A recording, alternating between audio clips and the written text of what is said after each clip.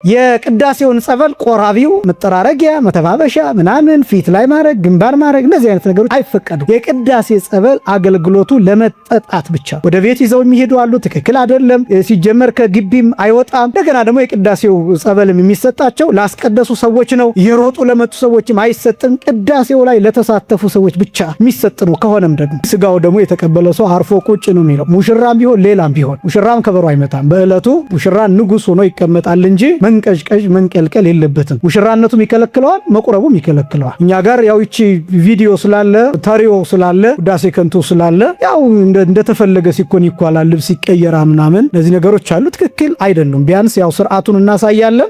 ከዛ ውጭ መሆን የሚፈልጉ ሰዎች ሊቀጥሉበት ይችላሉ። እና ሁልጊዜ ጥጋብ ከባድ ነው። አብዝቶ መመገብ፣ አብዝቶ መብላት፣ መጠጣት እነዚህ ነገሮች ወደ ኃጢአት ይወስዳሉ። የዝሙት ሐሳብን ያመጣል። በዚህ ምክንያት የቆረበው ሰው በቆረበበት ቀን ለኃጢአት ራሱ ሊጋለጥ ይችላል። ስለ ስጋው ደግሞ በየሰፈሩ ህግ የሚያወጡ ሰዎች አሉ። ቆርበሻል እኮ እንደዚህ እንዴት ማድረግ የለብሽም እያሉ የየራሳቸውን ህግ የሚያስቀምጡ ሰዎች አሉ። ትልቁ የተቸገርነው ይሄ ነው። ያንን ደግሞ ሰው እንዴት እንደሆነ አላውቅም፣ በደም እንደ ህግ አድርጎት ይቀጥላል። እና ከዛ እንዲያውም አይ ይሄ እኮ ይደረጋን ሲባል በመምህራን በቀሳውስት ሲነገረው ኧረ አባ ተሳስተዋን የሚል ሁሉ ሊያርም የሚፈልግ ሁሉ አለ። አንዳንዱ ደግሞ ጭራሽ ተሐድሶ ነው እንደ ገሌ ሁሉ ለማለት ሚዳዳ ሁሉ ይኖር። ስጋውን ደሙን ተቀብዬ እንዴት ብቻዬን እሆናለሁ? ብቻህን ብትሆን ምን ችግር አለው ሲባል ሰይጣን ቢቀርበኝ ሲለም ጋኔ ቢለክፈኝ ሲለም ይሄ ማለት እኮ የሰውዬ ሳይቆርብ በቃ አጋንንት የሚጫወቱበት ማለት ነው። ልክ ድመት በአይጥ እንደምትጫወት አጋንንት እንደፈለጉ የሚዘሉበት ፍራሽ እንደሆነ ማለት ነው። ይሄ ራስን ለጋኔን የማመቻቸት ስራ ነው። በጣም ከባድ ነው እንደዚህ አይነት ነገር። ስጋው ደግሞ ይጠብቃል፣ አጋንንትን ያርቃል። ብቻውን መሆን መፍራት ያለበት ያልቆረበ ሰው ነው። ስጋውን ደግሞ ያልተቀበለ ሰው ነው መፍራት ያለበት። ለምን? አጋንንት እንደፈለጉ የሚጨፍሩበት ስለሆነ፣ ክፉ ሐሳብ የሚመጣበት ስለሆነ፣ ራስን የማጥፋት ስሜት፣ የጭንቀት ስሜት፣ የድብርት ስሜት፣ የብቸኝነት ስሜት፣ ተስፋ የመቁረጥ ስሜት የሚሰማው ሰው ያልቆረበ ሰው አይ እንዳይተርፍብኝ እያሉ ከአቅም በላይ ተመግበው ሌላ ችግር ከማምጣት የተረፈውን ማስቀመጥ፣ በኋላ የሚበላ ከሆነ መብላት፣ ያለዚያ ደግሞ ሌላ ሰው የሚመገበው ከሆነ ደግሞ መስጠት ይቻላል። ምክንያቱም አንዳንዱ ሰው እኔ ያተረፍኩትን ሌላ ሰው ሊበላው አይገባም። ለምን? እኔ ቆርቤ ስላተረፍ። ያስተረፍከው እኮ ስጋው ደግሞ አይደለም እንጀራ ነው፣ አንተ ቤት የተጋገረውን። አንዳንድ ጊዜ ወጣትነታችንን የሚሻማ ይመስልንና ከቆረብኩኝ እኮ በቃ እንደ ትልቅ ሰው እንደዚህ ጎብጬ መሄድ አለብኝ ብሎ የሚያስብ ሰው በቃ ለዚህ ነው የማይቆርበው። በጣም ወጣቱ ከቆረብኩኝ በኋላ እኮ ይሄን መስራት አልችልም፣ ይሄን ማድረግ አልችልም፣ ንግድ አለኝ፣ ሱቅ አለኝ፣ እሱን መክፈት አልችልም ይላል። ማን ነው የከለከለው? የቆረበ ሰው ሰሌን እንዲያረግ አይጠበቅበትም። የሰሌን ቆብ እንዲያረግ አይጠበቅበትም። የቆረበ ሰው መሬት የሚጠርግ አቧራ የሚጠርግ ቀሚስ እንድትለብስ አይጠበቅባትም። የቆረበ ሰው የግድ የጨርቅ ሱሪ ያድርግ የሚል ህግም የለም። የግድ እንደዚህ ነው አለባበሱ በቃ በቲሸርት እንዳይሄድ ምናምን የሚሉ እነዚህ ህጎችም የለም። የቆረበ ሰው የሚኖረው ማንኛውም ክርስቲያን እንዲኖረው የተፈቀደውን ህይወት ነው የሚኖረው። የተለየ ጫና የለበትም፣ የተለየ ዕዳም የለበትም። ብዙ ሰው የሚጨንቀው እንደዛ ስለሆነ። በስመ አብ ወወልድ ወመንፈስ ቅዱስ አሃዱ አምላክ አሜን። ስብሐት ለእግዚአብሔር ኪያነ ዘፈጠረ ከመ ናምልኮ፣ እንሰግድለት ዘንድ እናመልከው ዘንድ እንገዛለት ዘንድ እናመሰግነው ዘንድ የፈጠረን አምላካችን እግዚአብሔር የባህሪ ምስጋና ለእርሱ ይሁን። ስብሐት ለማርያም እመ አምላክ እግዝእትነ ወመድኃኒትነ፣ መድኃኒታችን መመኪያችን ለምትሆን ለእናታችን ለንጽሕት ቅድስት ድንግል ማርያምም የጸጋ ምስጋና ለእርሷ ይሁን። ስብሐት ለመስቀለ ክርስቶስ ዕፀ መድኃኒት ኃይልነ ወፀወንነ፣ ኃይላችን አምባችን መጠጊያችን ጋሻችን ለሚሆን በቀራንዮ ለተተከለ መድኃኒት ለሚባል ለክርስቶስ መስቀልም የጸጋ ምስጋና ለእርሱ ይሁን። ክቡር መምህራችን መጋቤ ሐዲስ መምህር ይስሐቅ የዚህ ታላቅ ደብር የትርጓሜ መጻሕፍት መምህርና የስብከተ ወንጌል ኃላፊ፣ ክቡራን የደብሩ አገልጋዮች፣ መምህራን ወንጌል፣ ሰባክያነ ወንጌል፣ ክቡራን ዘማሪያን፣ ክቡራን የደብሩ ሰንበት ትምህርት ቤት መዘምራን፣ ክቡራን የእግዚአብሔር ልጆች ሁላችሁም በልዑል እግዚአብሔር ስም እንደምን ዋላችሁ? እንደምን አመሻችሁ? አምላካችን እግዚአብሔር በዚህ ዕለትና በዚህ ሰዓት በዚህ ቅዱስ ቦታ እንድንገኝ ስለፈቀደልን ስሙ ለዘለዓለም የተመሰገነ ይሁን። ክርስቶስ ተንሥአ እሙታን አሰሮ ለሰይጣን ሰላም ኮነ። ለብርሃነ ትንሣኤው ያደረሰን አምላካችን እግዚአብሔር ስሙ የተመሰገነ ይሁን። አሁን ያለንበት ወቅት ያው በዓለ ሃምሳ ስለሆነ ይጠበቃል። የሰው ቁጥር እንደሚሳሳ እንደ ጾሙ እንደማይሆን ይጠበቃል። ነገር ግን እናንተ ቀጠሯችሁን ጠብቃችሁ ካላችሁንም ጠብቃችሁ የቤተ ክርስቲያኗን መልእክት አክብራችሁና ጠብቃችሁ ተገኝታችኋል። ቀላል አይደለም። ያው እኛ ልምድ ስለሆነብን በሰው ቁጥር ላይ አይናችን ስለሚመሰረት ለዚያ ነው እንጂ ያው ጌታችን መድኃኒታችን ኢየሱስ ክርስቶስ አንድ ሰው ብቻ ያስተማረበት ጊዜ አለ፣ ሁለት ሰዎችን ያስተማረበት ጊዜ አለ። አብዛኛውን ጊዜ ግን ጌታ ያስተማረው 120 ሰዎችን ነው ያው እንደሚታወቀውና ስለዚህ የእናንተ ቁጥርም ቀላል አይደለም። ቃላችሁን ቀጠሯችሁን አክብራችሁ በዚህ ቦታ ስለተገኛችሁ ለሁላችሁም እግዚአብሔር ጸጋውንና በረከቱን ያድላችሁ።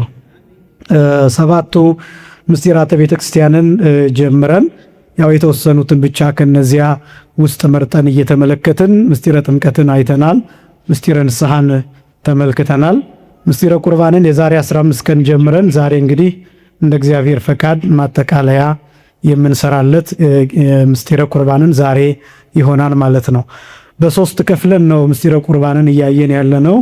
የመጀመሪያው ቅድመ ቁርባን፣ ሁለተኛ ጊዜ ቁርባን፣ ሶስተኛ ድህረ ቁርባን በሚል አብይ ክፍሎች ከፍለናል። የመጀመሪያው ቅድመ ቁርባን የሚባለው ከቁርባን በፊት ያለው ዝግጅቱን ጨምሮ የስነ ልቡና፣ የህሊና፣ የንስሐ ዝግጅት፣ የአለባበስ ዝግጅት፣ የአመጋገብ ዝግጅት፣ የማመን ዝግጅት፣ የማወቅ ዝግጅት፣ እነዚህን ዝግጅቶች አስቀድመን ተመልክተናል። ከተመለስንባቸው የዛሬውን ለማየት ጊዜ ስለማይበቃ ያው እሱ ተቀምጧል ነቃ ጥበብ ቲዩብ ላይ። እዚያ ላይ ማግኘት የምትፈልጉ እዚያ ላይ ታገኙታላችሁ። ማስታወቂያ ለመስራት አይደለም፣ ለምትፈልጉት ብቻ ማለት ነው። ከፈለጋችሁም ሰብስክራይብ ሳታደርጉ ቪዲዮውን ብቻ አይታችሁ መውጣት ትችላላችሁ። ምክንያቱም እንደዚህ አይነት ትምህርቶችን ስንናገር አንዳንድ ጊዜ ሰብስክራይብ እንዲደረግልን ምናምን የሚመስለው ሰው ስለሚኖር ማለት ነው። ትምህርቱን ብቻ አይቶ መውጣት ይቻላል። ዛሬ ግን ከዛሬ ከምንመለከተው ጊዜ ቁርባን ከሚለው ጀምሮ ያለውን ነው። በቁርባን ጊዜ፣ ይህም ደግሞ ስጋውን ደሙን በመቀበል ጊዜ የሚለውን ነው የምንመለከተው። አሁን እንግዲህ ዝግጅቶቹን አስቀድመን ስለተነጋገርን ይሄ ትምህርት ተዘጋጅተዋል ተብለው ለሚታሰቡ ሰዎችና ለመዘጋጀትም ለወሰኑ ለመቁረብ ለወሰኑ ሰዎች የሚሰጥ ጥቆማ ነው። በቁርባን ጊዜ የመጀመሪያው የህሊና ጸሎት የሚደረግ ጸሎት አለ። በእርግጥ ግብረ ሐዋርያት በቅዳሴ ሐዋርያት ላይ ብትመለከቱ ከቁርባንም አስቀድሞ የሚጸለይ ጸሎት አለ። ያ ብዙ የተለመደ አይደለም፣ ግን መጸለይ ይቻላል። ያንን በአማርኛ በቃል ይዞ በጽሁፍም ይዞ እሱን መጸለይ ይቻላል። ነገር ግን በዛ ፋንታ ደግሞ ከውስጥ የሚጸለዩ ጸሎቶች አሉ። ብዙዎቹ ጸሎቶች ካህናት ቆራቢዎቹን ወክለው የሚጸልዩቸው ጸሎቶች አሉ። ለምሳሌ አሁን ወደ ቅዱስ ሥጋውና ወደ ክቡር ደሙ ከመኬዱ ወይም ድርገት ከመወረዱ አስቀድሞ ካህኑ አምናለሁ ይህ ሥጋ ክርስቶስ አማኑኤል ከመቤታችን ከቅድስት ድንግል ማርያም የነሳው ሥጋ እንደሆነ አምናለሁ 3 ጊዜ ይህ አማኑኤል በሁለት ወገን ድንግል ከምትሆን ከእናታችን ከቅድስት ድንግል ማርያም የነሳው ደም እንደሆነ አምናለሁ እያለ የሚጸልየው ጸሎት አለ እና እነዚህ ሁሉ በየመሃሉ አሜን አሜን የሚል አላቸው። አሁን እነዚህ የቆራቢዎቹ ጸሎትም ጭምር ነው። ትርጉሙ ምንድነው? ይሄ አምናለሁ የሚለው የሚቆርቡ ሰዎች በትክክል አስቀድመን የመጀመሪያው ማመን ነው ብለን እንደተነጋገር ነው የሚቀበሉት ቅዱስ ሥጋና ክቡር ደም የክርስቶስ ሥጋና የክርስቶስ ደም አማናዊ እንደሆነ ማመን መመስከር ስለሚገባቸው ይሄ ራሱ ከቁርባኑ በፊት የሚደረግ ጸሎት ክፍል ነው። ይሄ ብቻ ማለት ነው። ድርገት ከመወረዱ አስቀድሞ ጻድቃን ሰማዕታት እየተጠሩ የሚጸለይ ጸሎት አለ። ይሄ ድርገት የሚባለው ከዚህ በፊት ነግሬያችሁ እንደሆነ አላውቅም፣ ወይም ታስታውሱ እንደሆነ ድርገት ማለት ቀጥታ ትርጉሙ አንድነት ማለት ነው እና ይሄ አንድነት ደግሞ ተብሎ የሚጠራው የሚቆርቡት ሰዎች ከቀዳሴያኑ ጋር አንድ የሚሆኑበት፣ ከእግዚአብሔር ጋር አንድ የሚሆኑበት፣ ከመላእክት ጋር አንድ የሚሆኑበት፣ እርስ በርስ አንድ የምንሆንበት፣ ከበቁ ሰዎች ከማናያቸው ቅዱሳን ጋር አንድ የምንሆንበት የተለየ ምስጢር ነው። በዚህ ምክንያት ጸልዩ በእንቲአነ ከማለቱ በፊት ዲያቆኑ ከዚያ በፊት ጻድቃን ሰማዕታት እየተጠሩ ይጸለያል። ለምንድነው እንደዛ የሚደረገው? ያቺ ሰዓት ህብረት አንድነት የሚፈጸምበት በመሆኑ ጻድቃን ይጠራሉ፣ ሰማዕታት ይጠራሉ፣ መላእክት ይጠራሉ፣ ቅዱሳን ይጠራሉ። አጠቃላይ በሕይወተ ሥጋ ያሉ በሕይወተ ሥጋ የሌሉ በአጸደ ነፍስ ያሉ ጭምር ይጠራሉ። ያን ጊዜ አንድነት የሚፈጸምበት ሰዓት ላይ ሁሉም ይገኛሉ በየትኛውም ቤተክርስቲያን። ይሄ በጣም አስደናቂ የሆነ ህብረት ነውና እነዚህ ሁሉ ጸሎቶች ናቸው። ከቁርባን በፊት የሚደረግ ጸሎት ማለት ነው። የቅዳሴ ጸሎት በዋናነት በሁለት የሚከፈል ነው። የመጀመሪያው ህብስቱንና ወይኑን ወደ ሥጋነትና ወደ ደምነት የመለወጥ ሂደት ሲሆን፣ ሁለተኛው ቆራቢዎቹን የማብቃት ሂደት ነው። በቃ የቅዳሴ ክፍል በአብይ ክፍል ሲቀመጥ ይሄ ነው። የመጀመሪያው ህብስቱ ተለውጦ ስጋ ወልደ እግዚአብሔር እንዲሆን፣ ሁለተኛ ወይኑ ተለውጦ ደመ ወልደ እግዚአብሔር እንዲሆን መጸለይ። ከዛስ በኋላ የሆነ ቦታ አለ ህብስቱና ወይኑ ወደ ስጋነትና ወደ ደምነት ተለውጧን ብለን የምናምንበት ቦታ አለ። እንደየ 14ቱ ቅዳሴያት ይለያያን ቦታው እና ከዛ በኋላ ግን ህብስት ወይን የሚለውን ስም ትተን ስጋ ደም ማለት እንጀምራለን። ከዛ በኋላ ግን የሚሆነው ጸሎቱ ምንድነው? ለምሳሌ የንስሐ ጸሎትን ታስተውላላችሁ። አሁን በቅዳሴ ጊዜ መጀመሪያ ላይ የንስሐ ጸሎት ይደገማል። በኋላ እግዚኦ ከመባሉ በፊት እግዚኦ መሐረነ ክርስቶስ ከመባሉ በፊት ጸሎተ ንስሐ ይደገማል፣ ወድቀን ማለት ነው። አሁን ያ ጸሎተ ንስሐ የሚደገምበት ምክንያት እኛ በተለይ ምን ቆርብ ሰዎች ሰውነታችን ለስጋው ደግሞ ብቁ እየሆነ እንዲሄድ ነው። የማብቃት ሂደት፣ የማንጻት የመቀደስ ሂደት ነው። ህሊናችንን የማንጻት ሂደት ነው ሂደቱ። ለምሳሌ አምላካችን ሆይ እንደ ቸርነት ነው እንጂ እንደ በደላችን አይሁን የሚለውን ይህንን አሁን 3 ጊዜ እንለዋለን። ይህን 3 ጊዜ ከስጋው ደግሞ በፊት የምንልበት ምክንያት ስጋህን ደምህን ለመቀበል እየቀረብን ነው።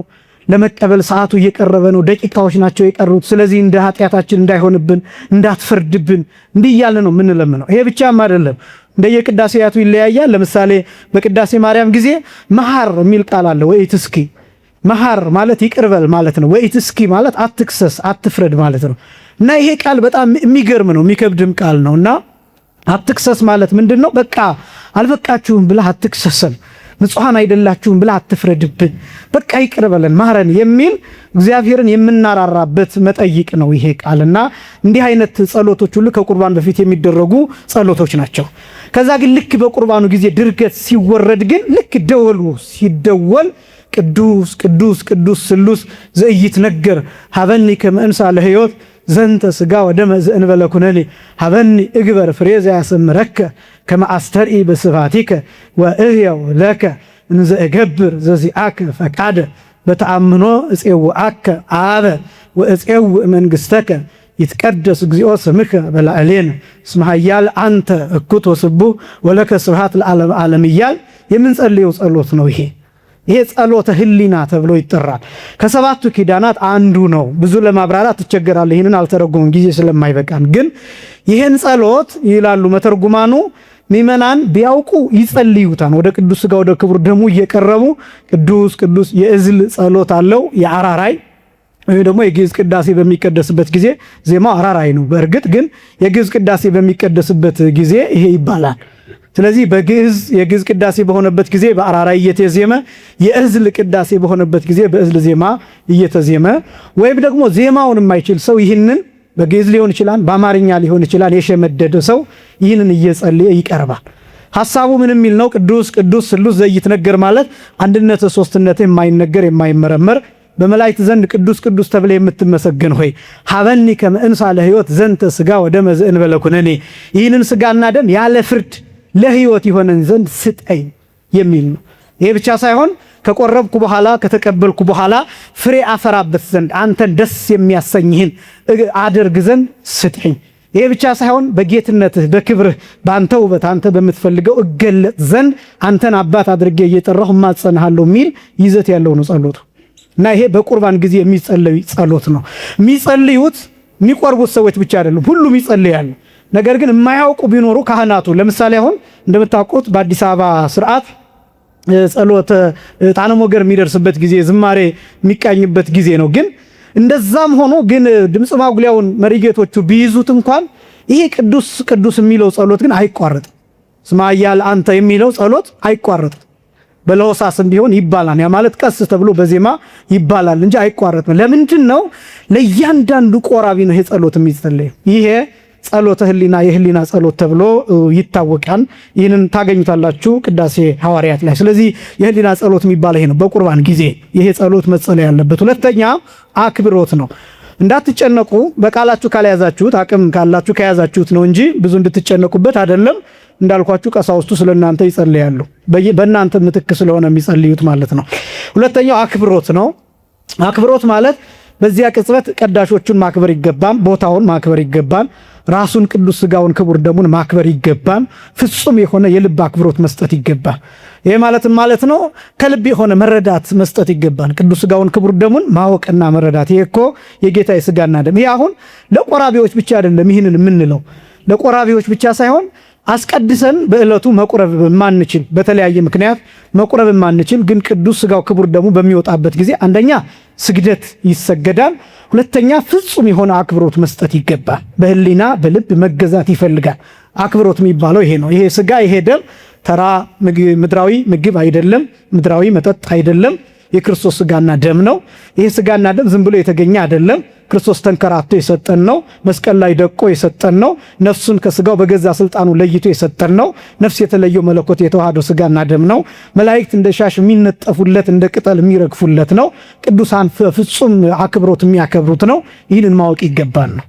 ስለዚህ ቅዱስ ሥጋውና ክቡር ደሙ በምድር ላይ ምንም አይነት ነገር በቅድስና የሚወዳደር ቅዱስ ሥጋውና ክቡር ደሙን የሚያክል ምንም አይነት ነገር የለም። ይሄን ክብር ማወቅ ይገባል። አክብሮት ማለት እሱ ነው። ከዛ ቀጥሎ ሰጊድ መስገድ ይገባል። እንግዲህ የሚቆርቡ ሰዎች ወደፊት እንመለከተዋለን። መስገድ የግድ ወድቆ መስገድ ላይጠበቅባቸው ይችላል። ለምንድን ነው? ሲሰግዱ ሰው እንዳይረግጣቸው፣ የተለያየ ነገር እንዳይከሰት። አንዳንድ ጊዜ በአካልም ትንሽ ገዘፍ ያሉ ሰዎች ከሰገዱ በኋላ ለመነሳት የሚቸገሩ አይነት ሰዎች ሊሆኑ ይችላሉና በእለቱ ሥጋውን ደሙን ለመቀበል መሰናክል እንዳይሆንባቸው አድንኖ ብቻ አድርገው፣ አድንኖ ማለት ከአንገት ቀለስ ከወገብ መለስ ማለት መቻል ማለት ነውና ስለዚህ ስግደት የእጅ መንሻ እንደዚህ አይነት አቅርቦ ከዛ በኋላ ወደ ቅዱስ ሥጋውና ወደ ክቡር ደሙ መቅረብ ይቻላል።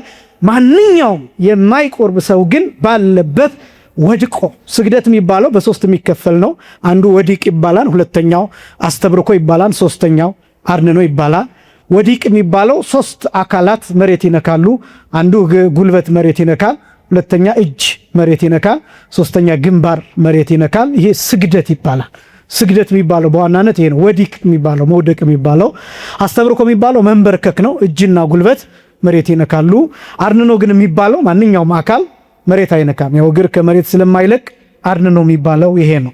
ስለዚህ የሚቆርቡ ሰዎች ብቻ አድንኖ ያደርጋሉ። ቀላል ሰውነት ለመነሳት የማይቸገሩ ከሆነም እነሱም ሊሰግዱ ይችላሉ። ሁሉም ግን ይሰግዳል። ሰጊድ የሚባለው ይሄ ነው። ሌላው ትኩረትን መሰብሰብ ይፈልጋል። በተለይ የሚቆርቡ ሰዎች ቅዱስ ሥጋውን ክቡር ደሙን ለመቀበል በሚፈልጉበት ጊዜ ትኩረት ለምንድን ነው ትኩረት መሰብሰብ ያስፈልጋል የሚባለው? አንደኛ ቀዳሹን አለማየት፣ ዲያቆኑን አለማየት። ይሄ ሲባል ምንም አናስተውል ማለታችን አይደለም፣ ግን ለመሰናክል የሚሆኑ ነገሮችን አለመመልከት ነው። ለምሳሌ አንዳንድ ሰው ሊቆርብ ሲመጣ ያ የቀደሰው ቄስ የሚያቆርበው ቄስ የሚያቀው ሊሆን ይችላል። በተለየ ግብር የሚታወቅ ዲያቆኑ እንደዛ ሊሆን ይችላል። ደጋግሜ እንደገለጥኩት እንግዲህ እኛ ደካሞች ስለሆንን ምን ጊዜም አውደ ምሕረት ላይ በምንቆምበት ክብር አይደለም ሌላ ቦታ የምንታየው። ይሄ ዘመኑ ያመጣብን ነው። መቼም ሁላችንንም እግዚአብሔር ይቅር ይበለን። ሰዎች ስለሆንን ደካሞች ስለሆንን አንዳንድ ስህተቶች ይኖራሉና ለመቁረብ በምንመጣ ጊዜ እንዴ ከዚህ ቄስ ነው የምቀበለው ከዚህ ዲያቆን ነው የምቀበለው ብለን እንዳንሰናከል ትኩረታችንን ወደ ቅዱስ ሥጋውና ወደ ክቡር ደሙ ብቻ ማድረግ፣ አይንን ከሰዎቹ ላይ መንቀል። ይሄ ብቻም አይደለም። አሁን አንዳንዱ ሰው ለመቁረብ ሲቀርብ በምንድን ነው ይዘውት የወጡት? ምንድን ነው የያዙት? ዲያቆኑ በምንድን ነው የያዘው? እነዚህ ሁሉ የመሳሰሉትን ነገሮች ማጥናት ሁሉ ይፈልጋል። እነዚህ ሁሉ ተገቢ አይደሉም። ስለዚህ ትኩረትን መሰብሰብ፣ ወደ ቅዱስ ሥጋውና ወደ ክቡር ደሙ ብቻ ማድረግ። ሌላው እንዳይነጥብ መጠንቀቅ።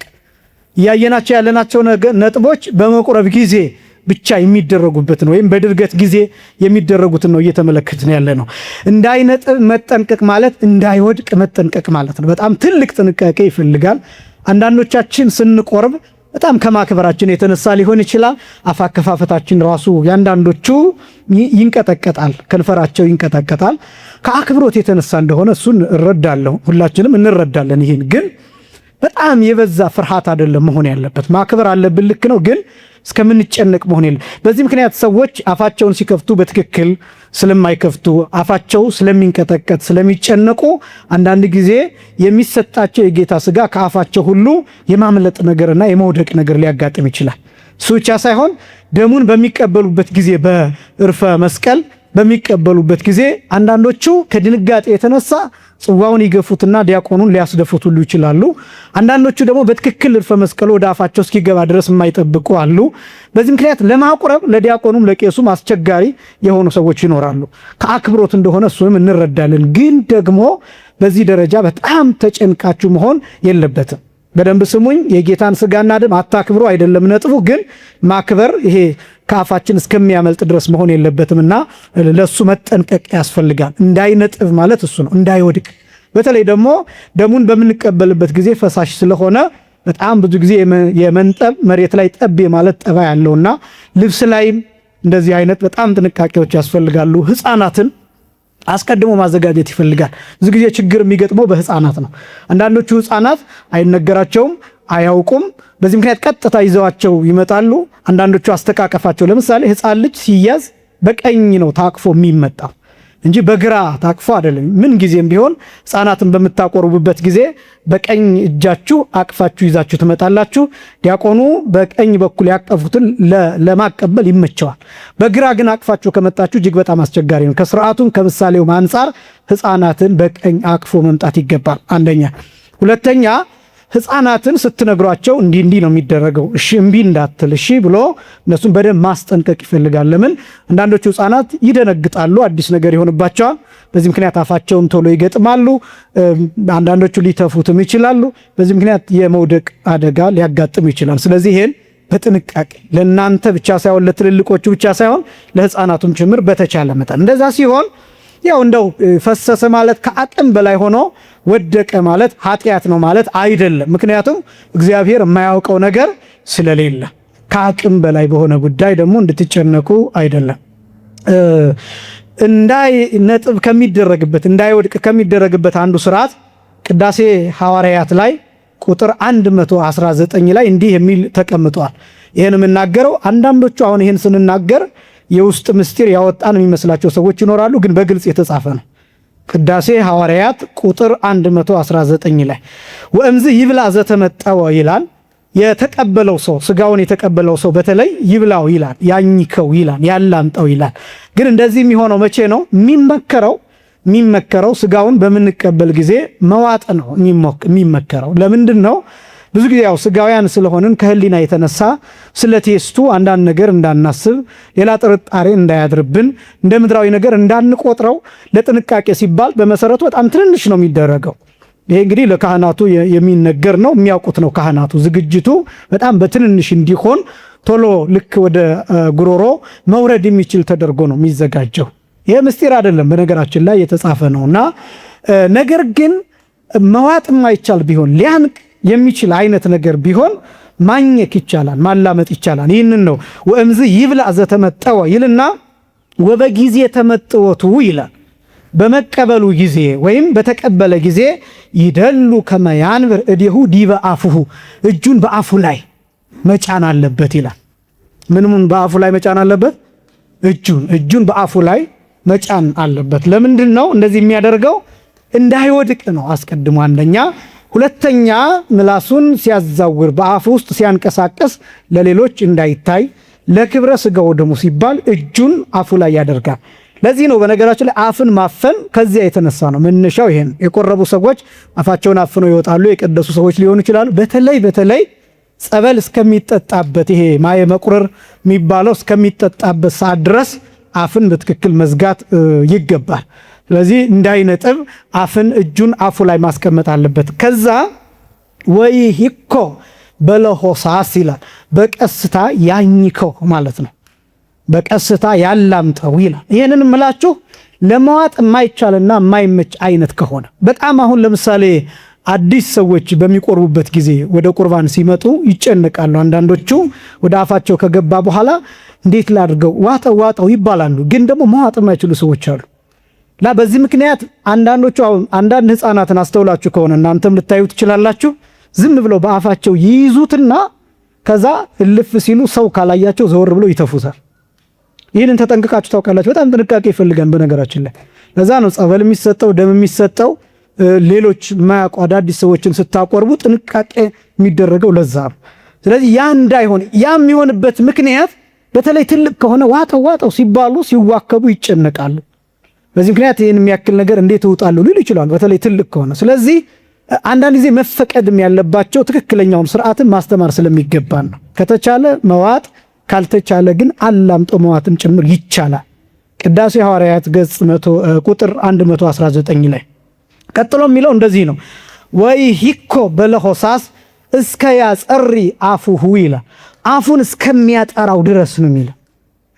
ትናጋውን በድዱ በምላሱ በምን ተጣብቆ እንዳይቀር ጥርግ አድርጎ አፉ ውስጥ ያለውን አፉን ዘግቶ ሁሉን ነገር ጥርግ አድርጎ እሱን መዋጥ አለበት ነው። ይሄ ነው ወይ ሂኮ በለሆሳስ የሚለው ይሄን እስከ ያጸር አፉሁ ማለት አፉን እስከሚያጠራው ድረስ። ለምን ድድ አካባቢ ጥርስ አካባቢ የተጣበቀ ምንም አይነት ቅንጣት መኖር የለበት።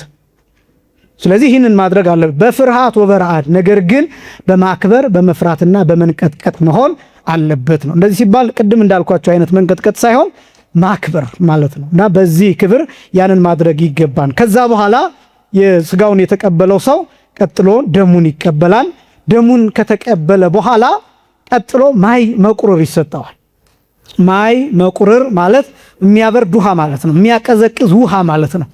ቀጥታ ሲተረጎም የሚያቀዘቅዝ ውሃ። ይሄ የሚያሳየው ምስጢሩ የቅዱስ ስጋውን እና የክቡር ደሙን እሳትነት የሚያሳይ ነው። እሳት ነው የተቀበለው። ስለዚህ ያንን ምስጢር ለማሳየት ነው አንዱ። ሁለተኛው ግን ማዩ የሚያስፈልገው በመሰረታዊነት ከዚህ በፊት ነግሬያችኋለሁ። የቅዳሴ ጸበል የሚሰጠው ለቆረቡ ሰዎችና ለቀዳሾች ብቻ ነው የሚያገለግለው። አሰራሩ እንደዛ ነው። ለምሳሌ ገጠር አካባቢ ተለክቶ ነው ማይ የሚቀዳው ውሃ የሚቀዳው። ስለዚህ ያ ውሃ ላስቀደሰው ሰው ሁሉ ሊዳረስ አይችልም፣ ያ ቅዱስ ውሃ ጸበሉ ማለት ነው። በዚህ ምክንያት ለቀዳሾቹና ለቆራቢዎቹ ብቻ ነው የሚሰጠው። አዲስ አበባ የውሃ ችግር ስለሌለ ያ ይቀዳን፣ ይጸለይበታል፣ ቅዳሴው ቃለ እግዚአብሔር ያርፍበታል፣ ቡሩክ ይሆናል፣ ቅዱስ ይሆናል። በዚህ ምክንያት ለሁሉም ይሰጣል። ኃጢአት አይደለም።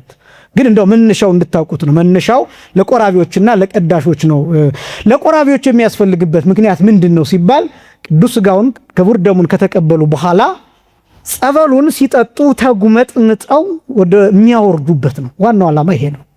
አፋቸውን የሚጠርጉበት ነው። በአንድ ጊዜ ላይ ጠጡት ይችላሉ። ይህ አድርጎ መጠጣት ሳይሆን የተወሰነ ጠጥቶ ከዛ አፍን አጽድቶ ከዛ በኋላ ቀሪውን ደግሞ መጠጣት እስከሚያልቅ ድረስ መጠጣት። እነዚህን ማድረግ የቅዳሴውን ጸበል ቆራቢው መጠራረጊያ፣ መተባበሻ ምናምን ፊት ላይ ማድረግ፣ ግንባር ማድረግ እነዚህ አይነት ነገሮች አይፈቀዱም።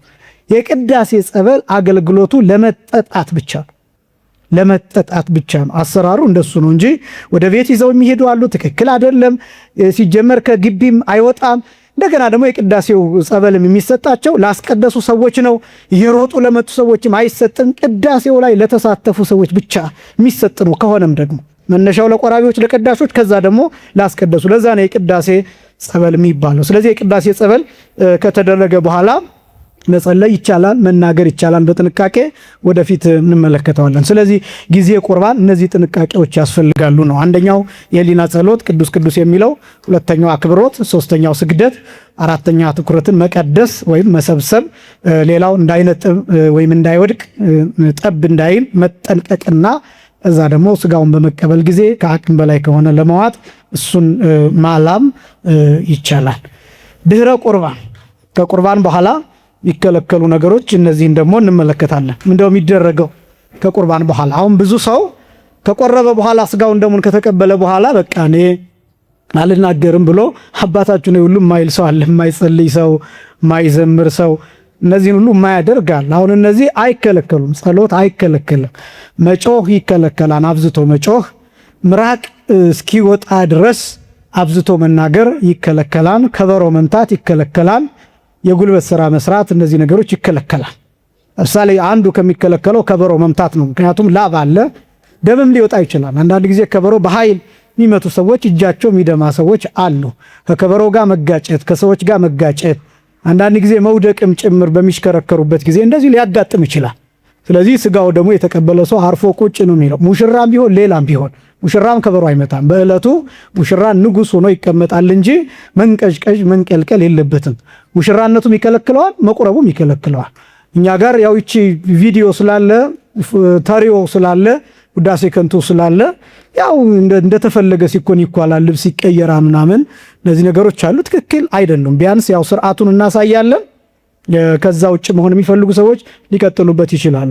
ዞሮ ዞሮ ግን እነዚህ ሁሉ ክልክሎች ናቸው እንጂ አባታችሁ ነው ማለት ክልክል አይደለም። መዝሙርም ሲዘመር አብሮ መዘመር፣ ማጨብጨብ፣ ማሸብሸብ ይሄም ክልክል አይደለም። ከበሮ መምታት ብቻ ይከለከላል። የመጀመሪያው ድህረ ቁርባን ከሚከለከሉት ውስጥ ንግግር ማብዛት ነው። ንግግር ማብዛት ይከለከላል። ይህም መጽሐፍ ቅዱሳዊ ነው። ለምሳሌ ሐዋርያው ቅዱስ ጳውሎስ ቆላስይስ ምዕራፍ 4 ቁጥር 5 እስከ 7 ድረስ። በነገራችን ላይ ንግግር ማብዛት በስጋው ደሙ መቀበል ጊዜ ከሚከለከልበት ምክንያት አንዱ ስጋው ደሙ የተቀበልንበት ሰዓት የዕረፍተ መንግሥተ ሰማያት ምሳሌ የዘላለም ሕይወት ምሳሌ ተብሎ ነው የሚገለጠው። ያንን ሕይወት ለማሳየት ነው። ለምሳሌ አሁን የዘላለም ሕይወት ምን አይነት ነው? የዘላለም ሕይወት እዛ ወሬ የለም፣ እዛ ንግግር የለም። ምንድነው ያለው? ምስጋና ብቻ ነው ያለው። እዛ አሁን ነገሌ እንዴት ሆኑ፣ ነገሌ የተደረሱ፣ በዚህ በኩል የመጣው ጦርነት እንዴት ሆነ፣ የእንትና ሰርጥ ተከፈተ ተዘጋ፣ እነንትና ኃያላን ሀገራት የሚባል ወሬ የለም። የዘላለም ሕይወት ላይ እገሌ አደገ፣ እገሌ ወፈረ፣ እገሌ ከሳ የሚባል ወሬ የለም። የገሌ ልብስ ምናምን የሚባል ወሬ የለም። እዚያ ያለው ንግግር ሳይሆን ምስጋና ነው ያለው። ንግግሩ ራሱ ምስጋና ነው። እሱም ደግሞ ቅዱስ ቅዱስ የሚለው ምስጋና ነው። በነገራችን ላይ በቁርባን ጊዜ ይሄ ቅዱስ ቅዱስ የሚባለው ምስጋና የሚመሰገነው ለዛ ነው። መነሻው የመላእክት ምስጋና ነው ይሄ ቅዱስ ቅዱስ የሚለው። ይህም ደግሞ በዘላለም ሕይወት የምናመሰግነው ምስጋና ነው። ሁላችንንም ለዛ ሕይወት እንዲያበቃን የእርሱ ቅዱስ ፈቃድ ይሆንልን እና ቅዱስ ጳውሎስ ቆላስይስ ምዕራፍ 4 ከቁጥር 5 ጀምሮ እስከ 7 እንዲህ ይላል። ልናገር እንደሚገባኝ ያህል እገልጠው ዘንድ ጸልዩልኝ ይላል። እንደሚገባኝ ይሄ ማለት መናገር እንዴት እንደሚገባን ማሳየት የሚችል ነው። ይሄ ብቻ ሳይሆን ዘመኑን እየዋጃችሁ በውጭ ባሉት ዘንድ በጥበብ ተመላለሱ፣ ለእያንዳንዱ እንዴት እንድትመልሱ እንደሚገባችሁ ታውቁ ዘንድ ንግግራችሁ ሁል ጊዜ በጨው እንደተቀመመ በጸጋ ይሁን ይላል። ንግግራችሁ ይላል። ይሄ ማለት አሁን በቆረብን ጊዜ ብቻ አይደለም ንግግር መመጠን ያለብን። ከቆረብን በኋላ በተቻለ መጠን መጥፎ ንግግሮችን እነሱን መተው መቻልና ንግግራችን የተቀመመ የሚደመጥ፣ የሚሰማ፣ የሚያስተምር፣ የሚያንጽ፣ የሚገነባ እንዲህ አይነት ንግግሮችን የመናገር ልምምድ እንድንወስድ ነው። በቃ ክርስቲያን ማለት እንደሱ ነው። ከዚህ በኋላ ቆርብ ያለው ስለዚህ ለምናገረው ቃል ኃላፊነት መውሰድ ጭምር አለብኝ ብሎ መጠንቀቅና መናገር ሳይሆን የተከለከለው ንግግር አለማብዛት ነው። የቅዳሴውን ጸበል ከጠጣን በኋላ መናገር እንችላለን። መናገር አይከለከልም። ስንናገር ግን ንግግር እንዳይበዛ፣ ጩኸት እንዳይሆን፣ ምራቅ እንዳይነጥብ በጥንቃቄ መሆን አለበት ነው እንጂ ንግግር አይከለከልም። ስለዚህ ንግግር ማብዛት ነው የሚከለከለው ድህረ ቁርባን፣ ከቁርባን በኋላ። ሁለተኛ ፍርድ ቤት መሄድ ይከለከላል። ፍርድ ቤት መሄድ ብቻ ሳይሆን ለሽምግልና መቀመጥ የሚለው ይከለከላል። ከቁርባን በኋላ ወይም በቁርባን ጊዜ ከቆረቡ በኋላ በዚህ ዕለት ስጋውን ደሙን የተቀበለ ሰው የቀደሰ ሰው ፍርድ ቤት እንዳይሄድ እንዳይመሰክር፣ የፍርድ ቤት ጉዳይ ካለው ሲጀመር በዛ ቀን ስጋውን ደሙን መቀበል የለበትም። የፍርድ ቤት ጉዳዩን መጨረስ አለበት። የሽምግልና ቀጠሮ ካለበት ምንም አይነት የሽምግልና ሲባል ልጅህን ለልጅ የሚል ሁሉ ሊሆን ይችላል። ያንን ማድረግ አይችልም። የቆረበ ሰው በቆረበበት ቀን። ለምንድነው እነዚህ የሚከለከሉት? አንደኛ ንግግር አለ፣ ኃይል አለ፣ ለማሳመን የሚነገሩ ውሸቶች አሉ፣ ለማስታረቅ የሚደረጉ ውሸቶች አሉ፣ ኃይለ ቃል መናገር አለ፣ እንደገና ሳይድ ማድረግ አለ፣ አድሎ ማድረግ አለ። እንደው በአንደበታችን እንኳን ባንናገረው አይ እሷ እኮ ተበድላለች ማለታችን አይቀርም። ስለዚህ አድሎ ይኖራል እና በዚህ ምክንያት ቅዱስ ሥጋውን ክቡር ደሙን የተቀበለ ሰው በቤቱ ይውላል እንጂ ሽማግሌ መቀመጥ፣ ፍርድ ቤት መሄድ አይገባም። ሁለተኛ። ሶስተኛ መስገድ አይገባው። መስገድ አይገባው ማለት ሁለቱ ብቻ ይከለከላሉ። አንደኛው መንበርከክ፣ ሁለተኛው ደግሞ መውደቅ። እነዚህ ይከለከላሉ እንጂ እንደዚህ መስገድ ይከለከላል ማለት አይደለም። ሥጋውን ደሙን የተቀበለ ሰው አድንኖ አይከለከልም። እጅ መንሳት ማለት ነው። ወገቡን ጎንበስ አንገቱን ቀለስ ማድረግ አይከለከልም። ለስዕላት መስገድ ይችላል። ሰው ሰላም ሲልም ማንኛውም ሰው ቢሆን ዝቅ ብሎ ሰላም ማለት ይችላል። መንበርከክና መስገድ ግን አይፈቀድለትም። እረፍተ መንግሥተ ሰማያት የመንግሥተ ሰማያት እረፍት ምሳሌ ነው አንደኛው። ሁለተኛ በሚሰግድበት ጊዜ ፈሳሽ እንዳይመጣ፣ ደም እንዳይደማ፣ እንዳይፋፋቅ፣ እንዳይደክመው፣ ላብ እንዳያልበው በእነዚህ ምክንያቶች መስገድ አይፈቀድለትም። ሶስተኛ። አራተኛ ሩቅ መንገድ መሄድ ይከለከላል። በተለይ በእግር መሄድ። ምናልባት አሁን ይህንን እንደ መኪና ብናስበው እንደ ውጭ ሀገሩ ይሄ ላያስኬድ ይችላል። ምክንያቱም በጣም ብዙ የውጭ ሀገር ሰዎች ቤተክርስቲያን በአቅራቢያቸው ስለማያገኙ የ3 ሰዓት 4 ሰዓት ድራይቭ አድርገው ነው ወደ ቤተክርስቲያን የሚሄዱት። መቁረብ አለባቸው ግዴታ። ማደር አይችሉም። አብዛኞቹ የውጭ አብያተ ክርስቲያናት ኪራዮች ናቸው። የተገዙ እንኳን ቢሆኑ ባለቤትነታቸው የኛ እንኳን ቢሆን ማደሪያ የላቸውም ብዙዎቹ። በዚህ ምክንያት ከቤታቸው ሌሊት ተነስተው ድራይቭ አድርገው ሲመለሱም ድራይቭ አድርገው 3 ሰዓት 4 ሰዓት ነው የሚሄዱትና በዚህ ምክንያት በመኪና የሚሄዱትን ሰዎች ሳይሆን የሚመለከተው በእግር መንገድ የሚሄዱ ሰዎችን ሩቅ መንገድ እንዳይሄዱ፣ ላብ እንዳያልባቸው፣ እንቅፋት እንዳይነታቸው፣ ከሰው ጋር እንዳይጣሉ፣ አውሬ እንዳያገኛቸው፣ ውሻ እንዳይነክሳቸው፣ ሌላ ነገር እንዳያጠቃቸው፣ ጊንጥ እንዳይነድፋቸው፣ እባብ እንዳይነድፋቸው፣ እነዚህ የመሳሰሉት ነገሮች ሁሉ ጥንቃቄ ስለሚደረግ በቀድሞ በገጠሩ ኮንቴክስት በዚያ አውድ የተሰራ ነው። ስለዚህ ሩቅ መንገድ መሄድ ይከለከላል። እዚህም ቢሆን ረጅም ቦታ ወክ ማድረግ ላብ ስለሚመጣና የተለያዩ ነገሮች ስለሚያጋልጥ እሱ ይከለከላል። አምስተኛ ምራቅ መትፋት ይከለከላል።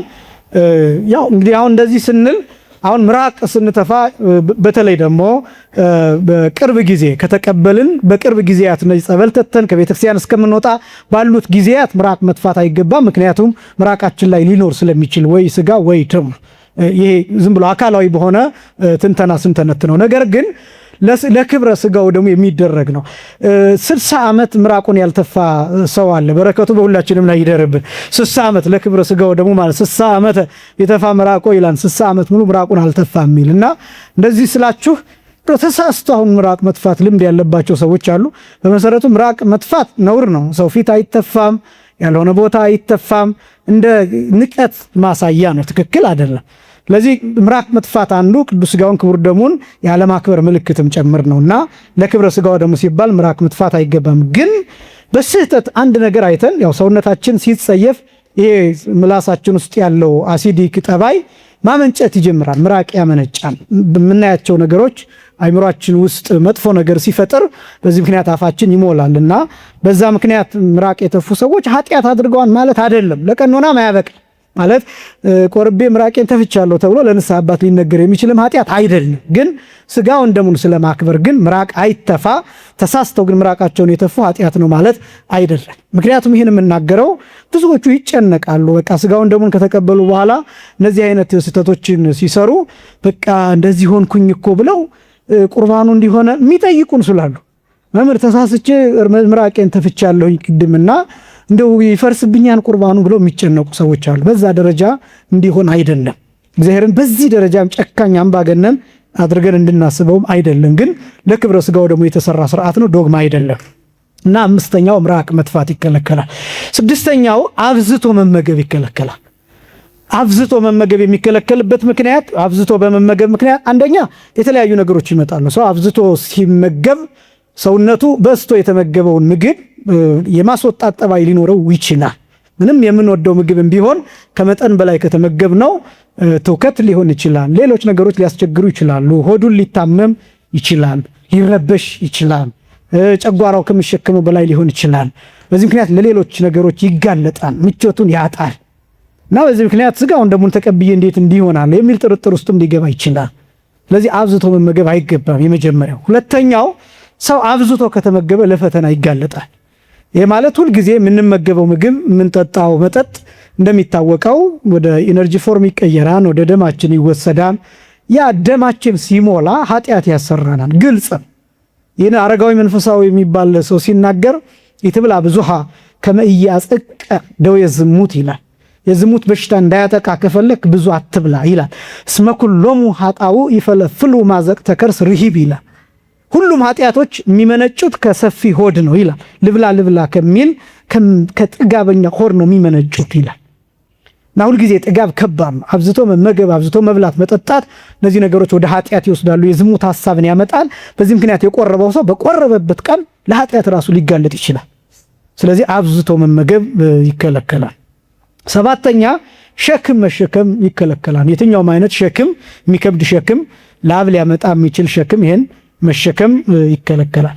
ስምንተኛ መታጠብ እስከ ማታ ድረስ ይከለከላል፣ እስከ መኝታ ሰዓት ድረስ። ይህንን በትክክል ማስቀመጥ ሊከብድ ይችላል። ሰዓቱን ማታ 2 ሰዓት የሚተኛ ሰው ሊኖር ይችላል። እስከ ምሽት 3 ሰዓት እስከ 4 ሰዓት የሚቆይ ሰው ሊሆን ይችላል። ግን እስከ ማታ ድረስ መታጠብ ይከለከላል። ግን እንደዚህ ደግሞ ሲባል እጁን አንዳች እንደው አድርገው ቆሻሻ ነገር ቢነካው ያን ቆሻሻ ነገር ማስወገድ የለበትም ማለት አይደለም። ምናልባት ያንን እጁ የነካውን ቆሻሻ ነገር በሶፍት ማስወገድ ከቻለ እሰየው።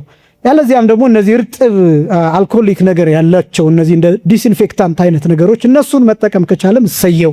ያ ካልሆነ ግን መታጠብም ይችላል።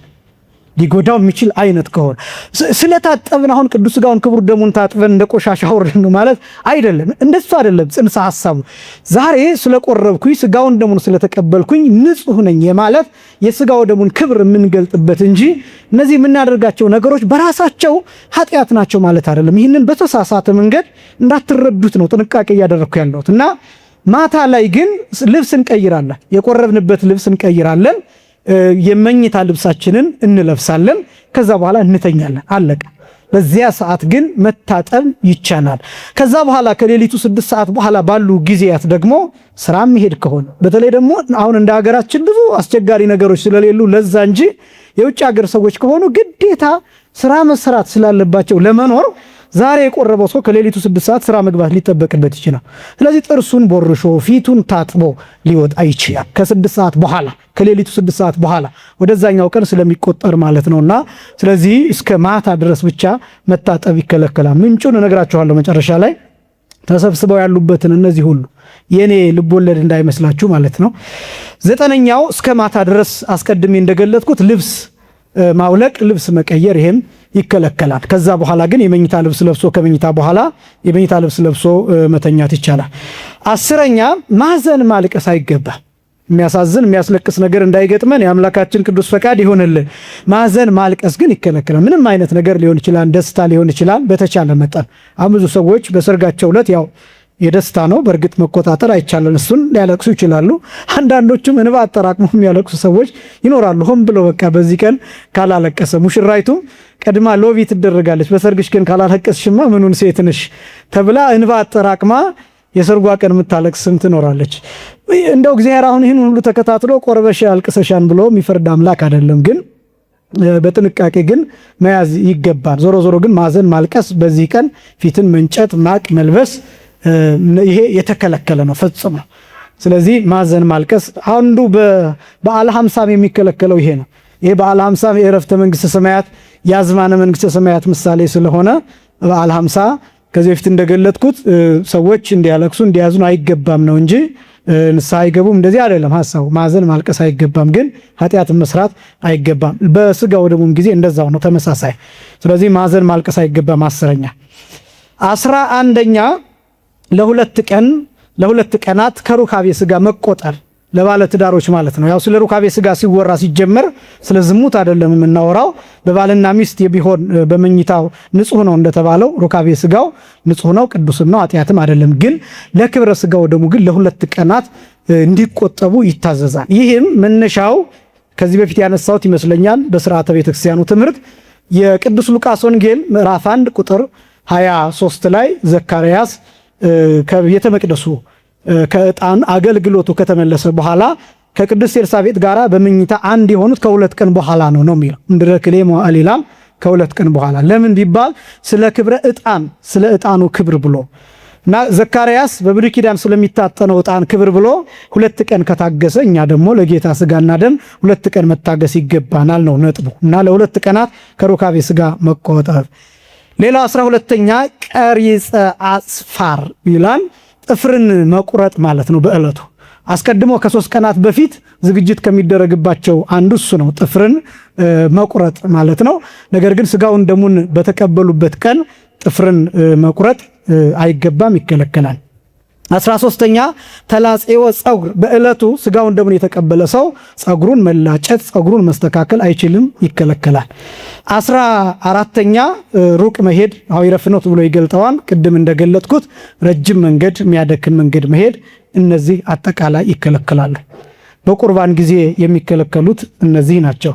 ቅዳሴ ሐዋርያት ወይም መጽሐፈ ቅዳሴው አጠቃላይ ገጽ 139 ላይ የሚገኘው ቅዳሴ ሐዋርያት ላይ ነው። ቅዳሴ ሐዋርያት ላይ ሆኖ መጽሐፈ ቅዳሴው ላይ ግዕዝና አማርኛ ገጽ 139 ቁጥር 166 ላይ የሚገኝ ነው። ደግሞ አለው ገጽ 139 ገጽ ስንት አልኳችሁ?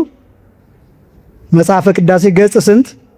139 ቁጥር 166 ላይ እነዚህ የዘረዘርኳቸው ሁሉ እዚያ ላይ ይገኛሉ። መጨረሻ ላይ ቅዳሴ ሐዋርያት መጨረሻ ላይ እነዚህን ይዘረዝርና ይዘጋል። ይሄ በነገራችን ላይ ለቀዳሾችም ጭምር ነው፣ አጠቃላይ ስጋውን ደግሞ ለተቀበለ። ስለዚህ ምንጩ ቀጥታ ቃል በቃል የወሰድኩት እነዚህ የነገርኳችሁ በሙሉ በአማርኛ መናገሬ ብቻ ነው እንጂ ቃል በቃል የተቀመጡ ናቸው። ቅዳሴ ሐዋርያት መጽሐፈ ቅዳሴ ገጽ 139 ቁጥር 166 ላይ ይገኛሉ። ትክክል ያልሆኑ ልማዶች አሁን አስቸጋሪው ስለ ስጋው ደግሞ በየሰፈሩ ሕግ የሚያወጡ ሰዎች አሉ። ቆርበሻል እኮ እንደዚህ እንዴት ማድረግ የለብሽም እያሉ የየራሳቸውን ሕግ የሚያስቀምጡ ሰዎች አሉ። ትልቁ የተቸገርነው ይሄ ነው። ያንን ደግሞ ሰው እንዴት እንደሆነ አላውቅም፣ በደም እንደ ሕግ አድርጎት ይቀጥላል እና ከዛ እንዲያውም አይ ይሄ እኮ ይደረጋል ሲባል በመምህራን በቀሳውስት ሲነገረው ኧረ አባ ተሳስተዋን የሚል ሁሉ ሊያርም የሚፈልግ ሁሉ አለ። አንዳንዱ ደግሞ ጭራሽ ተሐድሶ ነው እንደገሌ ሁሉ ለማለት የሚዳዳ ሁሉ ይኖራል። አንዳንድ ጊዜ ከቤተ ክርስቲያን የሚወጣውን ምንጭ በደንብ መስማት ማወቅ ይገባል። ብቻ መሆን አይከለከልም። ለምሳሌ በጣም ብዙ ሰው ከሚፈራው ስጋውን ደሙን ተቀብዬ እንዴት ብቻዬን እሆናለሁ ይላል። ብቻህን ብትሆን ምን ችግር አለው ሲባል ሰይጣን ቢቀርበኝስ ይላል፣ ጋኔን ቢለክፈኝስ ይላል። ይሄ ማለት እኮ የሰውዬ ሳይቆርብ በቃ አጋንንት የሚጫወቱበት ማለት ነው። ልክ ድመት በአይጥ እንደምትጫወት አጋንንት እንደፈለጉ የሚዘሉበት ፍራሽ እንደሆነ ማለት ነው። እና ይሄ ራስን ለጋኔን የማመቻቸት ስራ ነው። በጣም ከባድ ነው እንደዚህ አይነት ነገር። ስጋው ደግሞ ይጠብቃን፣ አጋንንትን ያርቃን፣ ርኩሳን መናፍስት ይርቃሉ። ሰው እኔ ሁልጊዜ የምለው ምናደድበት፣ ምጸጸትበት፣ ምቆጭበት ሁልጊዜ ሰዎች በጸበል የሚያምኑትን ያህል በስጋው ደግሞ አለማመናቸው ያሳዝነኛል። ብዙ ቦታ ይህንን እገልጣለሁ። ከጸበልና ከስጋው ደግሞ ማን ይበልጣን እላለሁ ብዙ ጊዜ። ማን ይበልጣን ከጸበልና ከስጋው ደግሞ?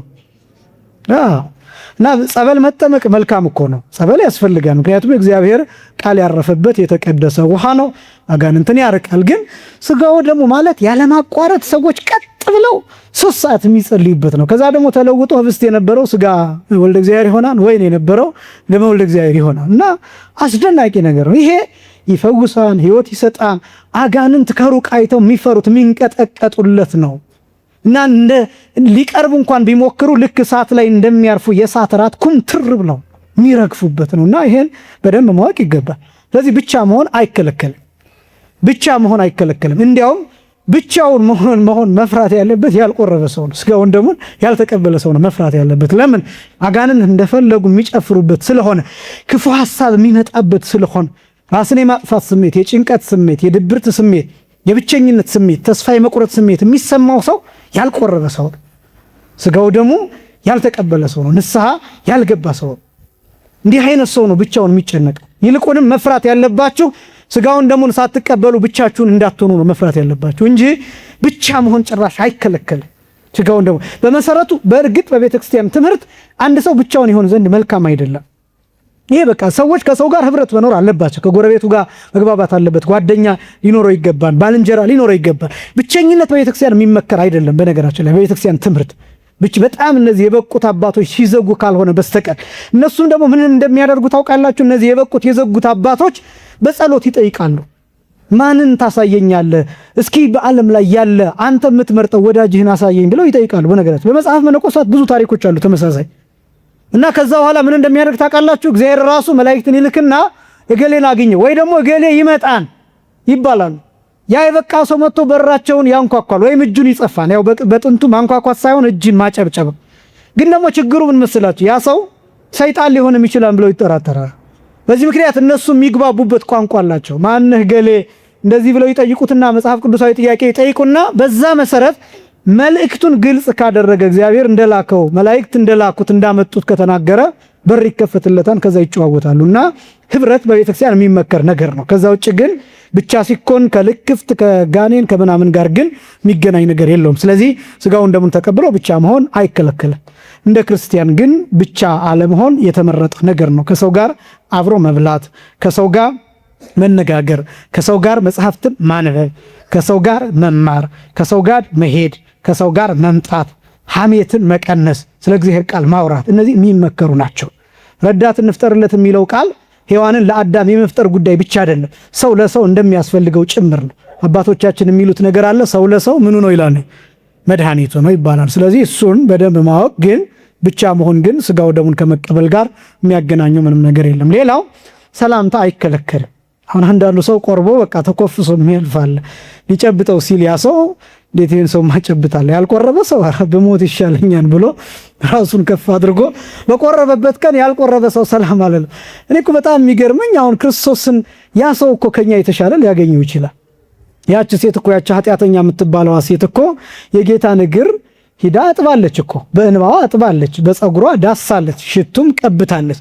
ያቺ እኮ 12 ዓመት ሙሉ ደም ይፈሳት የነበረችዋ ሴት የልብሱን ጫፍ እኮ ነክታለች። ከዛ ደግሞ ጭራሽ ፈቅዶላት በፊቱ ሂዳ ተደፍታለች። እና ያቺ ኃጢአተኛዋ ሴት ክርስቶስን ለመንካት ካልተከለከለች እኔ ቆርብ ያለሁና ማንም ሰው አይነካኝም፣ ሰላም አይለኝም። አሁን እንደው በጣም ምጽድቃችን ፈሪሳዊነታችን እጅግ በጣም አስጨናቂ በእውነት በጣም እና አንዳንድ ነገሮችን እንዴት እንደምንረዳ ማወቅ ይገባል። ስለዚህ ሰላምታ አይከለከልም። እንዲያውም ፍቅር መስጠት አግባብ ያለው ስርዓት ያለው መጠን ያለው ልክ ያለው ጨዋ የሆነ ሰላምታ መስጠት ይገባል። ለሰዎች ማክበር ለምን ቢባል ሰዎች እንዲማሩብን ማለት ነው። እንዲማሩብን እገሌ እኮ ከቆረበ በኋላ ተለውጧል፣ ሽቁጥቁጥ ብሎ ነው ሰው ሰላም የሚለው፣ ትህትናው ፈገግታው ደስ ሲል ተብለን እንዲያውም መመስገን አለብን። ከዛ ለካ የሥጋው ደሙ እንዲህ ያደርጋል እኔም ልቁረብ እንዴ ብሎ ወደዚህ ህይወት መምጣት እንደዛ ማስተማር ይገባል እንጂ ሰውን መጸየፍ አይገባም። ሰላምታ አይከለከልም።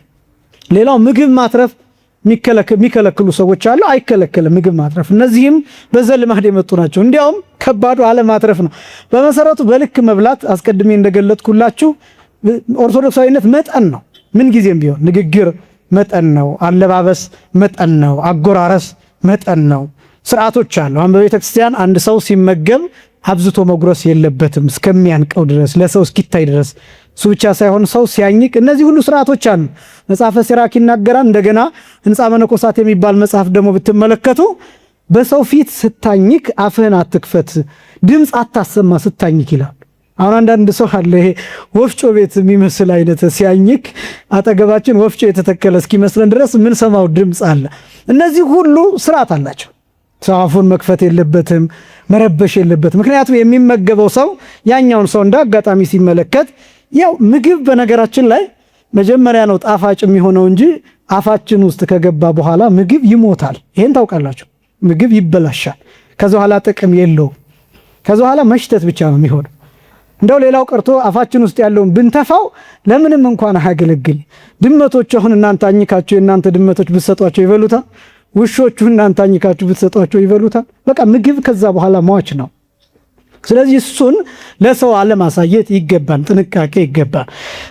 ማትረፍ ግን ከመጠን በላይ ከሆነብን ተጨንቀን ገና እንዳይተርፍ ብለን ምንጨነቅ ከሆነ ሌላ ችግር ሊመጣ ነው። ሰውየው ሊበላሽ ነው፣ ምግቡ ይበላሻል፣ ምግቡ ተረፈ ምናምን ብለን እኛ ሌላ ጦስ ልናተርፍ ነው። ስለዚህ ማትረፍ ይቻላል።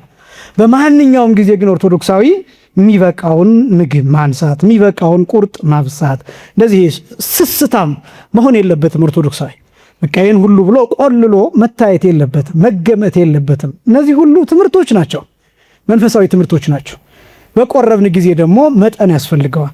ከዛ ውጭ ግን ከአቅማችን በላይ ከሆነ እንዳይተርፍብኝ እያሉ ከአቅም በላይ ተመግቦ ሌላ ችግር ከማምጣት የተረፈውን ማስቀመጥ፣ በኋላ የሚበላ ከሆነ መብላት፣ ያለዚያ ደግሞ ሌላ ሰው የሚመገበው ከሆነ ደግሞ መስጠት ይቻላል። ምክንያቱም አንዳንዱ ሰው እኔ ያተረፍኩትን ሌላ ሰው ሊበላው አይገባም። ለምን? እኔ ቆርቤ ስላተረፍ። ያስተረፍከው እኮ ስጋው ደግሞ አይደለም እንጀራ ነው። አንተ ቤት የተጋገረውን አንተ የቆረብከውን ስጋው ደግሞ አይደለም የምትሰጣቸው። እና አንዳንድ ነገሮች እንዴት ይልቅስ አጥንት መጋጥ አይቻልም።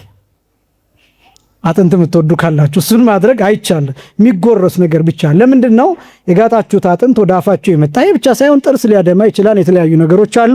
ስለዚህ እሱን ማድረግ አይገባም። ከዛ ውጭ ግን ምግብ በመጠን ማቅረብ፣ ከተረፈ ግን ማስቀመጥ፣ ማትረፍ፣ ለሌላ ሰውም መስጠት ይቻላል።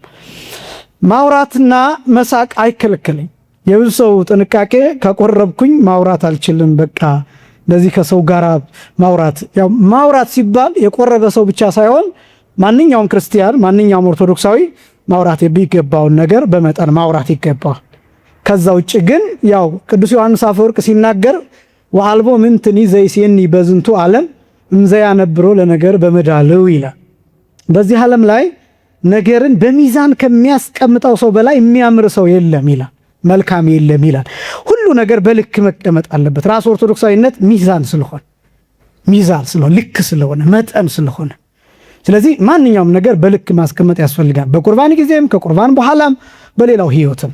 ነገር ግን በቆረብን ጊዜ የተለየ ማውራት፣ መሳሳቅ፣ መጫወት በአግባብ በስርዓት ሊጠይቀን ከመጣ ቤተሰብ ጋራ መጫወት መቀላለድ ግን ፈጽሞ አይከለከልም። ኃጢአት ያልሆነ ወሬ፣ ወደ ዝሙት ሊገፋፋ የማይችል ወሬ፣ ሰዎችን ሊበድል የሚችል ወሬ ካልሆነ፣ ለሐሜት ካልሆነ ከነዚህ ውጭ ያሉትን ሌሎቹን ጉዳዮች እያነሱ መጨዋወት ባሉበት ይቻላል። መቀላለድ ይቻላል። መታገል፣ መላፋት እነዚህ ነገሮች አይቻሉም። ከዛ ውጭ ግን ማውራት፣ መሳቅ በፍጹም አይከለከልም። እና በጣም ብዙ ልምዶች እነዚህ ናቸው ስጋውን ደሙን እንዳንቀበል አንዳንድ ጊዜ ወጣትነታችንን የሚሻማ ይመስልንና ከቆረብኩ እኮ በቃ እንደ ትልቅ ሰው እንደዚህ ጎብጬ መሄድ አለብኝ ብሎ የሚያስብሰዋል።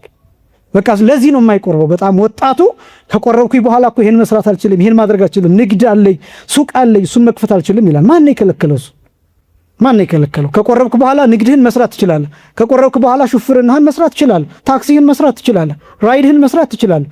ከቆረብክ በኋላ የምታዘጋጀው በርበሬ አፈር እንዳትጨምርበት እንጂ መሸጥ ትችላለህ። ቅቤ ከሆነ የምትነግደው ሙዝ እንዳትጨምርበት እንጂ መሸጥ ትችላለህ። አግባብ ስርዓት ያለ ይሄ ገብርኤልን ሚካኤልን ኪዳነ ምሕረት ትድፋ የሚል መሃል ላይ የማሉ ማዋሸት አይደለም። አግባብ ባለው ያመጣሁት በዚህ ነው፣ ትርፌ ይሄ ነው፣ ከገዛ ግዛ፣ ካልገዛ የራሱ ጉዳይ ብላችሁ መሸጥ ትችላላችሁ። ከዛ በኋላ ያለው አሁን የህይወት ዘይቤን በተመለከተ ደግሞ የተወሰኑ ነገሮችን ላስቀምጥ። ብዙ ሰው የሚጨነቀው ከቆረብኩ በኋላ ምንድነው የምለብሰው ሚል፣ እንዴት ነው የምኖረው ሚል ነው። ይሄን በፍጥረት ተናግሬ ጨርሳለሁ። የቆረበ ሰው የህይወት ዘይቤ እንደ ማንኛውም ክርስቲያን የህይወት ዘይቤ ነው። እንደ ማንኛውም ምን አልኳችሁ? ክርስቲያን ማለት ነው። የቆረበ ሰው እንደ ያ ማለት ማንኛውም ክርስቲያን እንዲኖር በተፈቀደው የህይወት ዘይቤ ወይም እናንተ ላይፍ ስታይል የምትሉትን እሱን ነው የሚኖረው። የቆረበ ሰው የተለየ አይደለም። የቆረበ ሰው ሰሌን እንዲያደርግ አይጠበቅበትም። የሰሌን ቆብ እንዲያደርግ አይጠበቅበትም። የቆረበ ሰው መሬት የሚጠርግ አቧራ የሚጠርግ ቀሚስ እንድትለብስ አይጠበቅበትም። የቆረበ ሰው የግድ የጨርቅ ሱሪ ያድርግ የሚል ህግም የለም።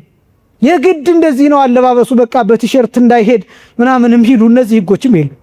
የቆረበ ሰው የሚኖረው ማንኛውም ክርስቲያን እንዲኖረው የተፈቀደውን ህይወት ነው የሚኖረው። የተለየ ጫና የለበትም፣ የተለየ ዕዳም የለበትም። ብዙ ሰው የሚጨነቀው እንደዛ ስለሆነ አሁን ብዙ ሰው ደግሞ እኔ ማዝነው እንደ ማሸማቀቂያ የሚጠቀሙ ብዙ ሰው ገሊት እኮ ቆርባ እንደዚህ ያደረገች እኮ ገሊትን ተሳደበች። አሁን ብዙ ሰው ምንድነው ከቆረበ የስድብ ፈቃድ የለውም፣ ካልቆረበስ የስድብ ምን አለው ማለት ፈቃድ አለው እንደማለት። ማን ነው ግን ይሄን ፈቃድ የፈቀደው? ይሄኛውን የሰጠው ማን? የኛውን የሰጠው ማን? በነገራችን ላይ በአንድ ነገር ማሸማቀቅ ትችላላችሁ። ለምሳሌ እኔ አሁን ቆርባችሁ ተሳደቡ አይደለም ነጥቤ፣ ቆርባችሁ ኃጢአት ስሩ አይደለም፣ ቆርባችሁ ዝፈኑ እስክስበሉ ምናምን አይደለም ነጥቤ። ግን ቢያንስ ግን አንድ ነገር ማለት ትችላላችሁ። ያልቆረበው ሰው ወይ ቆራቢ ሆና እኮ እንደዚህ ሆነች ቢላችሁ ምን እንደምትሉት ታውቃላችሁ? እኔ እንኳን ቢያንስ አንዴ ቆርቤ ነው የዘፈንኩት። እሱ ግን ጭራሽ ምን አላለም? አልቆረበም። አልቆረበምም እየዘፈነም ነው። አያችሁት? አልቆረበምም እንደገና ደግሞ እስክስታ እየወረደ ነው።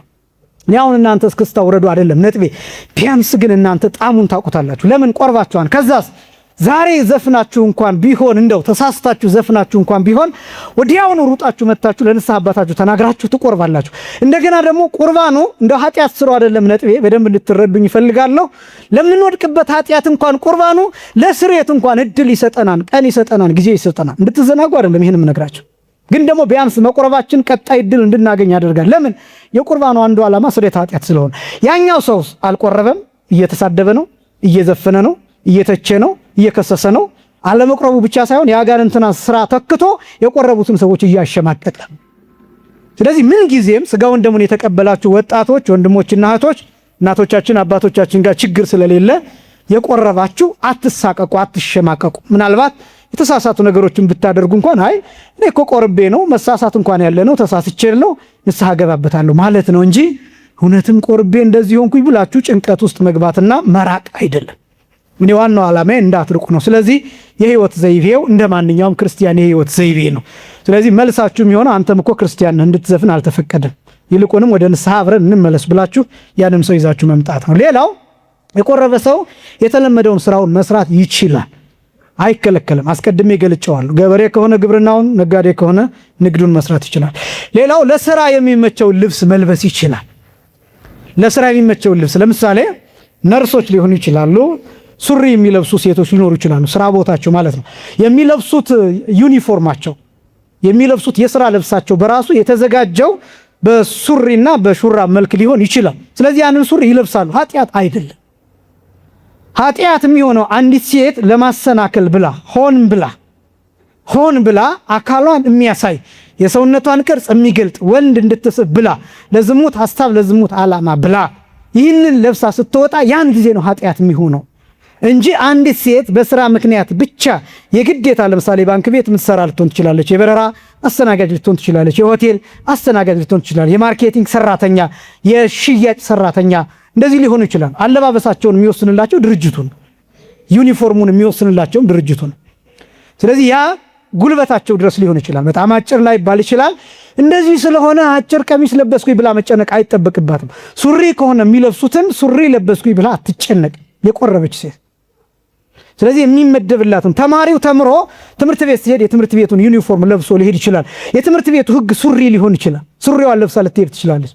ሰውነቷን የማያሰናክል አግባብ ያለው ስርዓት ያለው ለሌላ ሰው ትኩረት የማይስብ ይሁን እንጂ ያንን ማድረግ ኃጢአት አይደለም። ስለዚህ ሰው የተለመደውን ስራውን መስራት ይችላል። በማግስቱ በቆረበ በማግስቱ በጠዋት ተነስቶ ትምህርት ቤት ስራ ቦታ በሚፈቅደው መሄድ ይችላል። ብቻ ሰዎችን የሚጎዳ ስራ እንዳይሰራ የሌባ ተባባሪ እንዳንሆን። አሁን እንደዚህ ሲባል ችግሩ ስራ ሲባል ሁሉም ስራ ይሆናል። የሃንግ መምታትም እንደ ስራ ነው የሚቆጠረው አሁን ላይና ስለዚህ ስራ ከሆነ ስራ ነው ብላችሁ በዛ እንዳትሰማሩ አደራ ለማለት ነው። እሱ አይፈቀድም። ስለዚህ ይሄ ሰው የማይጎዳ የማህበረሰብ ግንባታ ስራዎች ላይ ግን መሳተፍ ይቻላል፣ ስራው በሚፈቅደው ማለት ነው። ስለዚህ ለስራ የሚመቸው ልብስ መልበስ ይቻላል። ሌላው ራሱን በአለባበስም በአመጋገብም መጠበቅ ይችላል። አሁን ራስን መጠበቅ ማለት ፕሮቶኮልን የጠበቁ አለባበሶች ይኖራሉ። የግድ አሁን እኛ የተረዳንበት መንገድ አጭር ቀሚስ፣ የተቀደደ ሱሪ፣ አካል የሚያሳይ ከደረት በላይ እርቃንን የሚያሳዩ እነዚህ ልብሶች እንደ ስልጣኔ ቆጥረናቸው እንደዚህ ስለተቀበልናቸው እንጂ ፕሮቶኮል የሚባለው እሱ አይደለም። እውነት ለመናገር እንደዚህ የሚያደርጉ ሰዎች አሁን በአንዳንድ የሥራ ቦታዎች እንደ ዲሲፕሊን ይያዝና ሊባረሩ ሁሉ ይችላሉ። ተደጋጋሚ አንዳንድ መስሪያ ቤቶች እንደዛ ነው። ለምሳሌ አንዲት ሴት ከደረቷ በላይ ያለውን አካል ገልጣ ብትሄድ ማስጠንቀቂያ ይሰጣታል። ቀጥሎ ግን ከስራ ልትባረር ልትቀነስ ሁሉ ትችላለች። እንደዚህ ከሆነ መስሪያ ቤቶች ይህ ሕግ ካላቸው እኛ እንዴት ይህንን መንፈሳዊ ሆነን ማክበር ያቅተናል? ስለዚህ ፕሮቶኮሉን ሰው መጠበቅ ይገባዋል። ሱፍ መልበስ ወንዱ ሱፍ መልበስ ካለበት መልበስ ይችላል። ሴቷ ቆንጆ ያማረ ቀሚስ መልበስ ትችላለች። እነዚህ ነገሮች ማድረግ ራሷን መጠበቅ ትችላለች። ንጹህ መሆኑ ይሄ በክርስትና የሚፈቀድ ነው። ደጋግመን እንደገለጥ ነው። ይህ አይከለከልም።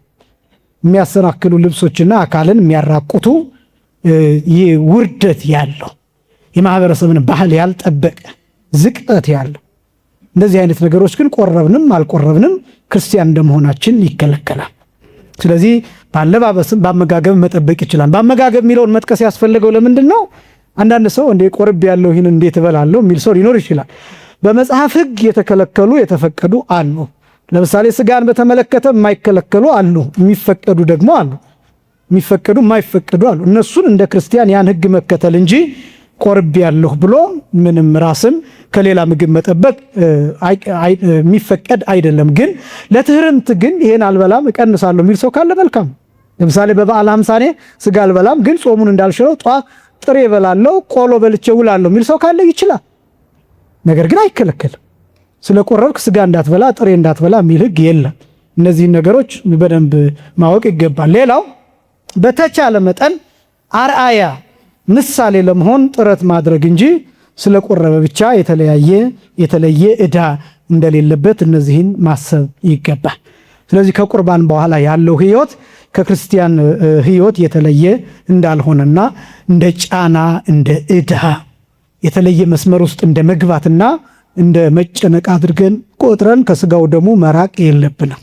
እንደውም ስጋው ደሙ ነፃ ያወጣል፣ ኮንፊደንስ ይሰጣችኋል፣ በራሳችሁ እንድትተማመኑ ያደርጋችኋል። ቆርባችሁ ታክሲ ውስጥ ስትገቡ እናንተ ከዛ መካከል ኃጢአታችሁን ተናግራችሁ ንጹሐን ሆናችሁ ስጋውን ደሙን የተቀበላችሁ የጌታ የደም ከለላ ያላችሁ ናችሁ። በቆረባችሁ ቁጥር በሄዳችሁበት ቦታ ሁሉ የጌታ የደም ሽፋን የሚጠብቃችሁ እንደ ደመና ቅዱሳን የሚከቧችሁ ናችሁ። መላእክት ቀርበው የሚጠብቋችሁ ናችሁ። ስጋውን ደሙን በመቀበላችን ምክንያት መላእክት ቀርበው የሚጠብቁን፣ መላእክት ስለኛ የሚጸልዩልን፣ ጠባቂ መልአኮቻችን እድሜውን አርዝምልን እያሉ ለእግዚአብሔር የሚጸልዩልን ነው ምን ሆነው። ከዚህም በላይ ደግሞ የጌታ የደም ጠብታ በረገጥንበት ቦታ ሁሉ የሚከተለን ነው የሚሆነው። መቁረብ ነፃ ያደርጋል። መቁረብ ራሳችን እንድናውቅ ያደርጋል። መቁረብ ያሳርፋል፣ ረፍት ይሰጣል፣ ሸክምን ያቀላል። እንደገና ደግሞ መቁረብ ለኃጢአት እንዳንበረታታ ያደርገናል። ይልቁንም መልካም ወደ ማድረግ እንድንዘም ያደርገናል። ቆርቤ ይህን ከማደርግ ይህን ባደርግ ይሻላል ብለን በጎ በጎን እንድናስብ ያደርገናል።